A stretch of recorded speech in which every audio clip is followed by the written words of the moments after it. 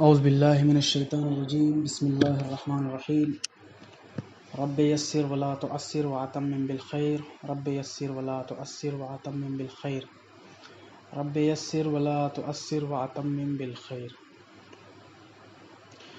آج کا درس بیت الخلاء کے احکام کے سلسلے میں ہوگا کہ ہمیں رفع حاجت کرتے وقت کن چیزوں کا خیال رکھنا چاہیے اور کن چیزوں کا جاننا ضروری ہے۔ سب سے پہلے کہ ہمیں ایسی جگہ کا تلاش کرنا ضروری ہے، ایسی جگہ رفع حاجت کرنا چاہیے کہ جہاں پر کوئی بھی دیکھنے والا موجود نہ ہو، یعنی کوئی بھی نامحرم کی نگاہ رفع حاجت کرتے وقت آپ پہ نہ پڑنے پائے۔ دوسری بات یہ ہے کہ پیشاب یا پخانہ کرتے وقت احتیاط لازم کی بنا پر آپ کے بدن کا اگلا حصہ یا پچھلا حصہ روبہ قبلہ نہ ہو، قبلے کی جانب نہ ہو۔ آپ رفع حاجت کرتے وقت اس طرح بیٹھیں کہ کوئی بھی اگلا یا پچھلا حصہ، سینے کی طرف کا حصہ یا پیٹھ کا حصہ آپ کا روبہ قبلہ نہ ہو، قبلے کی جانب نہ ہو۔ تیسری بات جو سب سے اہم ہے وہ یہ کہ 4 مقامات ایسے ہیں کہ جہاں پر رفع حاجت کرنا صحیح نہیں ہے، جائز نہیں ہے۔ ایسی پتلی اور تنگ گلی کہ جہاں پر لوگوں کا نکلنا بیٹھنا ہوتا ہو اور اس گلی میں رفع حاجت کرنے سے لوگوں کی ناراضگی کا سبب بنتا ہو، لوگوں کی اجازت نہ ہو، تو ایسی جگہ پر رفع حاجت کرنا صحیح نہیں ہے، جائز نہیں ہے۔ دوسری قسم یہ ہے کہ ایسی زمین کا حصہ، ایسی زمین کا ٹکڑا کہ جو کسی کی ملکیت میں ہو اور وہ شخص اس میں رفع حاجت کی اجازت نہ دیتا ہو، وہ شخص رفع حاجت کرنے سے لوگوں کو منع کرتا ہو، تو ایسی جگہ پر، ایسی زمین پر رفع حاجت کرنا درست نہیں ہے، جائز نہیں ہے۔ تیسری قسم یہ ہے کہ ایسی جگہ یا زمین کہ جو کسی مخصوص شخص کے لیے وقف ہو، تو ایسی جگہوں پر بھی رفع حاجت کرنا درست نہیں ہے، جیسے مدرسے، مسجد یا چرچ یا کوئی بھی ایسی خاص جگہ جو کسی خاص طبقے کے لیے، خاص لوگوں کے لیے مخصوص ہو، تو ایسے جگہوں پر رفع حاجت کرنا صحیح نہیں ہے۔ کوئی ایسا مدرسہ کہ جس میں باہر سے آنے والے لوگوں کے لیے اس میں رفع حاجت کرنا یا اس مدرسے کی چیزوں کو استعمال کرنا جائز نہ ہو، اجازت نہ دی گئی ہو، تو اس میں بھی ان کا استعمال کرنا، اس ٹوائلٹ کا یا باتھ روم کا، لیٹرین کا استعمال کرنا درست نہیں ہے، جائز نہیں ہے۔ چوتھی اور آخری قسم یہ ہے کہ مومنین کی قبروں کے پاس جب کہ اس فعل سے ان کی بے حرمتی ہوتی ہو تو ایسی جگہوں پر بھی رفع حاجت کرنا درست نہیں ہے، جائز نہیں ہے۔ اگر مومنین کے قبروں کے پاس کوئی شخص رفع حاجت کرتا ہے تو یہ فعل، یہ عمل اس کا ہرگز جائز نہیں ہے، بلکہ ناراضگی پروردگار کا سبب ہے۔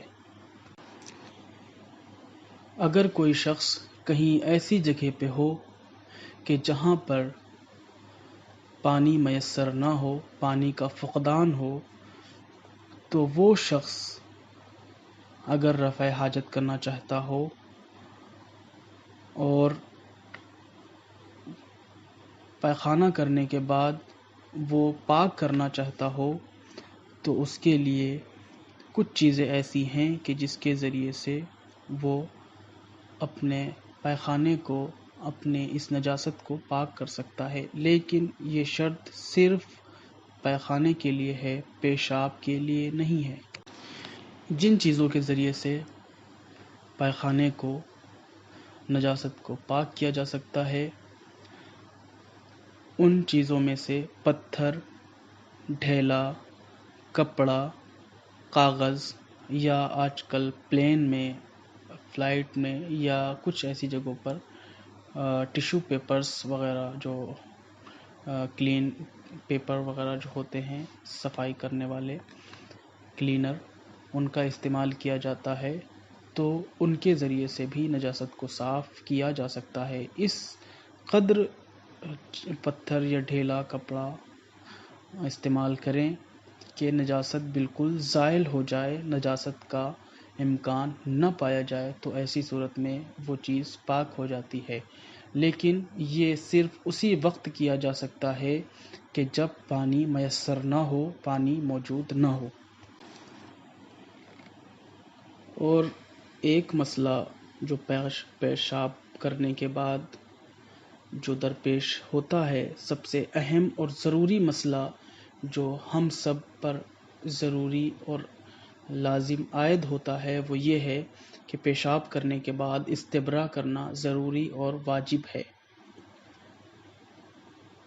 لیکن یہ استبرا اس وقت ضروری ہے کہ جب انسان کو خطرہ لاحق ہوتا ہو کہ وہ پیشاب کرنے کے بعد اس چیز میں نماز کے درمیان یا کسی اور وقت پہ اس کا پیشاب جو نلی میں یا اس میں رہ جاتا ہے خارج ہو جائے گا، تو اس پہ استبرا کرنا ضروری ہو جاتا ہے۔ ورنہ استبرا ایک مستحب عمل ہے۔ استبرا کرنا پیشاب کے بعد مرد اور عورت کے لیے مستحب ہے۔ استبرا کرنے کا طریقہ یہ ہے کہ پیشاب کرنے کے بعد مرد کو چاہیے کہ وہ اپنے اعضائے تناسل میں پیشاب رہ جانے والے پیشاب کو اپنی انگلیوں کے ذریعے سے 3 مرتبہ اس طریقے سے سوتے کہ پیشاب نلی میں بالکل نہ رہ جائے۔ اگر وہ پیشاب اس کی نلی میں باقی رہ جاتا ہے تو ایسی صورت میں اگر وہ پیشاب کسی بھی وقت باہر آتا ہے تو وہ نجس ہوگا، نجس شمار ہوگا۔ ایسی نجاست کی حالت میں وہ نماز نہیں پڑھ سکتا یا اپنے واجبات کے جس میں طہارت شرط ہے انجام نہیں دے سکتا۔ دوسرا طریقہ یہ ہے کہ اس طریقے سے کھکھارے کہ جس کے ذریعے سے وہ پیشاب باہر نکل جائے اور اس کے بعد وہ کسی وقت پیشاب باہر نہ آئے۔ استبرا یہ صرف مرد سے مخصوص ہے، عورتوں سے مخصوص نہیں ہے۔ یہ احکامات صرف مرد کے لیے عائد ہوتے ہیں۔ اگر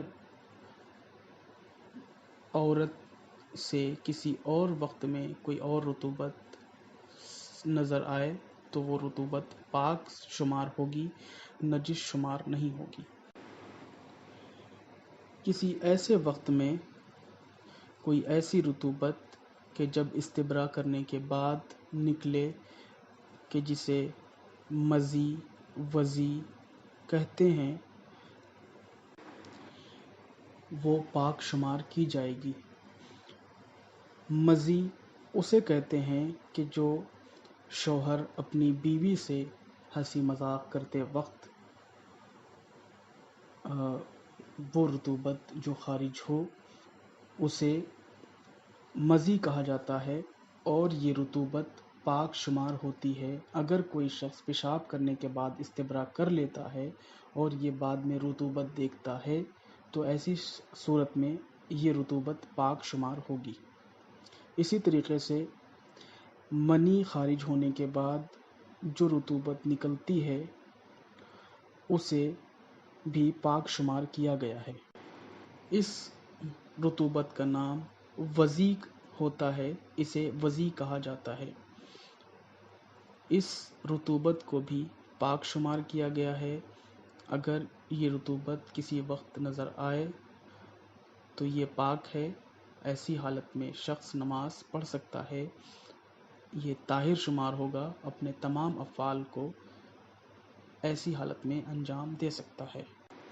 یہ تمام احکامات ہم سب کے لیے جاننا ضروری ہے، لازم ہے، کیونکہ بہت سارے احکامات ایسے ہیں کہ جو ہم نہیں سیکھ سکتے. ہمارے پاس کوئی ایسے مواقع یا ایسی جگہ موجود نہیں ہیں کہ جن کے ذریعے سے ان احکامات کو بیان کیا جا سکے اور ہم سب سیکھ سکیں اور ہم انہیں معلوم کر سکیں. لہٰذا اس گروپ کے ذریعے سے، اس طریقے کے ذریعے سے، اس درس کے ذریعے سے امید کرتے ہیں کہ آپ سب ہمارا تعاون کریں گے اور ہمارے اس کام میں مدد کریں گے اور ہم کو سیکھنے کا اور سکھانے کا موقع فراہم ہوگا. وآخر دعوانا الحمدللہ رب العالمین.